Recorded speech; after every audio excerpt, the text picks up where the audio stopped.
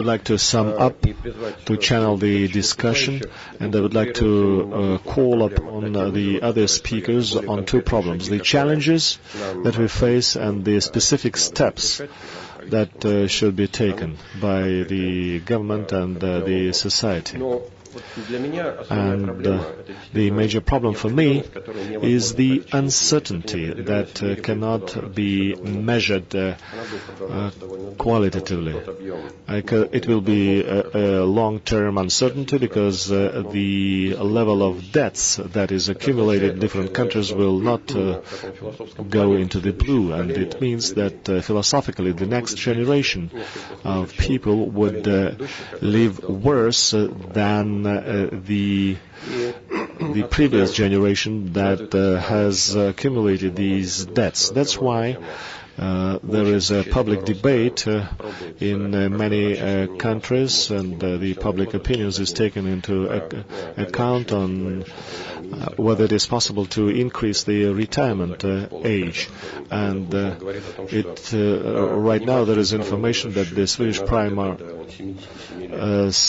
Prime Minister is of the opinion that it is necessary to increase the retirement age till 77 years of age. And we know that some countries like the UK, where the retirement age was 65, and it was equal for both genders, males and females, and we know how far we are falling behind, and 12% of the GDP is the expenses taken by the pension fund. Another subject matter which is important is inflation, and I would like to call upon you to concentrate on these issues.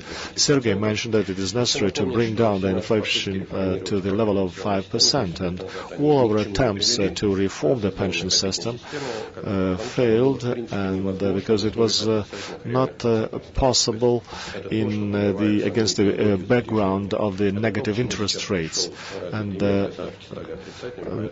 that's what the rest of the world has come to, and it's one of the reasons why how to solve these, how to address these global problems. So, should we, or is it necessary to bring down the inflation? Because we are to the level exists in the developed countries, because we are closer to the developed countries than developing countries, and the strategy 2020 reads that the Russia should have the inflation of the developed countries plus 2%.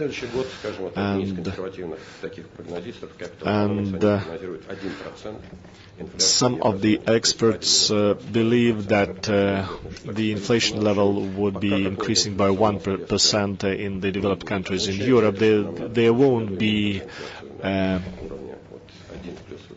a high rate of inflation.